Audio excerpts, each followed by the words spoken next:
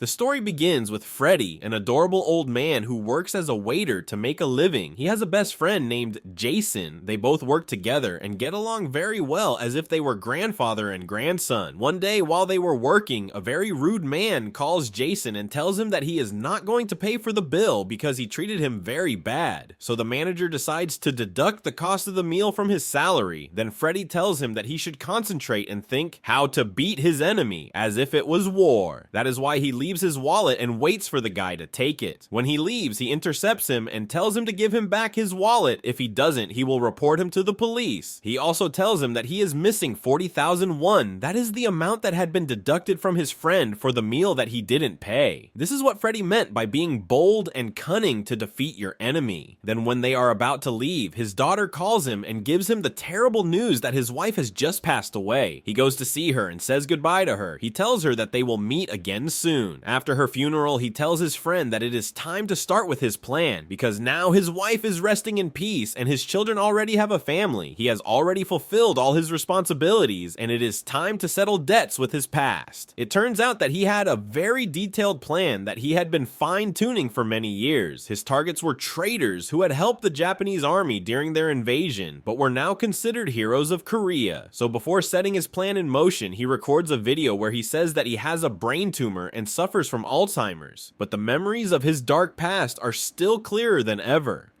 During the Japanese occupation, his father was framed and died after being tortured. This made his mother go crazy until she lost her life. His sister was tricked and forced to be a comfort lady for the entire Japanese army, and when she returned home, she took her own life. That is why she now wants to take revenge on everyone who destroyed her family. The next day, he goes back to work to find his friend. He tells him that he needs help because his license expired and he can't drive the nice car he just rented. His friend is very excited to be able to drive a Porsche. This was one of his dreams before he hung up his tennis shoes. He asks him why he is doing all this, and Freddy answers that he also has some dreams he wants to fulfill before he dies. The first on Freddy's list is Yuk, a man who right now is very sick but managed to amass a great fortune thanks to the Japanese occupation. When he arrives at the hospital, Freddy knew how to hide from the cameras, but he had to wait until everyone leaves, so he falls asleep so the cleaning lady tells him to go home. He can't sleep there, and to get him to stop bothering him, he feigns insanity, but at that, his friend arrives and ruins his plans, so he quickly throws him out and tells him to go home and wait for him to call him. Then he puts his plan into action. He goes up to Yukbal's room and avoids all the cameras. When he sees him face to face, he tells him who he is and who his father was. The old man, after a few seconds, realizes why he is there and starts to regret what he did. Then he takes a pillow and sends him to hell. The next day, the police were investigating, but they hadn't found anything. One of the detectives says that the responsible is a lunatic or a professional. But the cleaning lady tells them that she saw a very suspicious man. It was Jason who had been recorded by the cameras, but they hadn't recorded his face, only his silhouette. But anyway, he was the main suspect. Later, Freddy goes to a lecture by an old man. He says that thanks to the Japanese invasion, Korea had many years of modernization, and they should no longer demonize the Japanese because of some dying old men. He is Paul G. Freddy's next target. When he leaves the lecture, they follow him to his house, and when he has him face to face, he tells him that his brother ended up buried in a coal mine because he sold him to the Japanese army. He thinks it's a bad joke. When Freddy pulls out his gun, he tries to finish him off, but he doesn't shoot, so they have a little fight. But in the end, he does manage to shoot, so Jason hears the noise and goes to see what's going on, and discovers that Freddy is the killer that the police were looking for. When Freddy realizes this, he threatens him so that he won't say anything and keeps on driving. Later, the police discover that he is the same killer who is killing old men who had something to do with the Japanese invasion.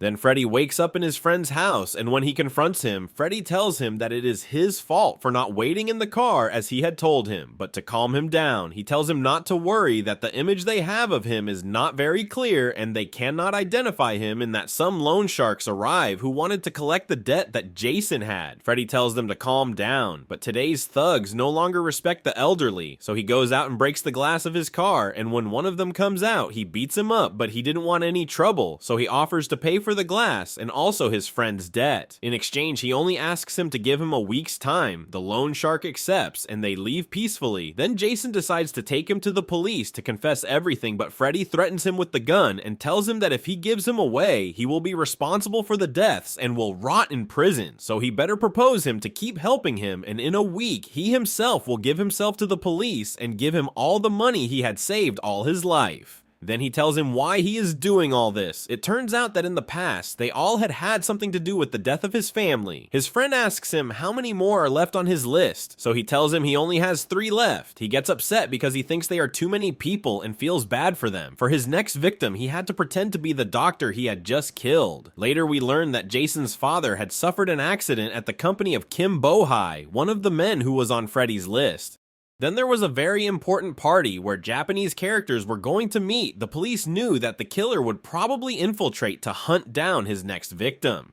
Freddy manages to infiltrate the party and outwits the extra security of the police. When he arrives at his table, he manages to see his target, the general who had turned his sister into a Consuelo woman. Then he goes to the bathroom and prepares a homemade explosive, but a detective had discovered him and began to suspect him, so he checks his name and discovers that the real doctor had died a few days ago and he was an imposter. When he felt cornered, he ignited his explosive in order to sneak away. People panicked and everyone started to run, so the detective could not catch him when he was trying to get the Japanese general to safety. Freddy arrived and threatened him to turn him in. He deftly takes him away and then takes his phone to dial his old friend and tells him that no matter how long you live in the end, you will still fear death. But in the elevator, the old general fights back and starts to fight with Freddy. Both are badly wounded, but in the end, Freddy is the winner and crosses one more name off his list.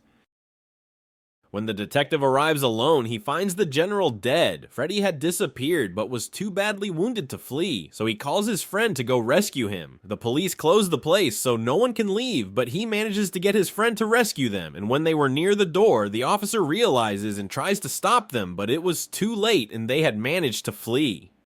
Meanwhile, Freddy's next target, General Kim, brought 2 of his best men to take care of the assassin before he gets to him, but Freddy's health had worsened and his old friend asks him to stop now, to which he replies that he can't do it anymore. His friend tells him that he is tired now and that he will not help him anymore, but Freddy tells him to just help him one last time, that after that everything will be over. Then the detective goes to see General Kim because he had realized that he could be the next target. He tells him to explain to him why the assassin hates him so much. What did they do to make him take revenge like this? To which the general tells him that he does not understand, because during the Japanese invasion, everyone was looking to survive, so he acknowledged that he joined the Japanese side because he did not believe that the country was going to achieve its independence. He believed that they were simply dreams of deluded young people, is how he managed to survive and adapt. When the Japanese seemed to lose the war, he betrayed them and joined the Korean side, and thanks to this, he managed to get a Medal of Merit and was declared a hero of Korea, but in reality, he was nothing more than a cowardly traitor. The next day, Freddy records a video where he confesses everything and then says goodbye to his friend, but he wants to give him a gift before he leaves and buys him a nice suit. Meanwhile, the police had located the red car, and General Kim's men also had a radio, and they find out about it and go after them, but Freddy had noticed the cops. So he takes them to a cafe there, he manages to throw them off and then flee as if it were a Fast and Furious movie, but when they seemed to be safe, a van arrives and rammed them. They were General Kim's men who had gone to capture them to get rid of them. When they threaten them, Jason starts to cry because he did not want to kill them, but General Kim's son-in-law discovers the video and wants to get rid of them as soon as possible, in that Jason, very desperate, says that they made a copy and had someone he trusts, and if he does not know about them in a few hours, he will publish it.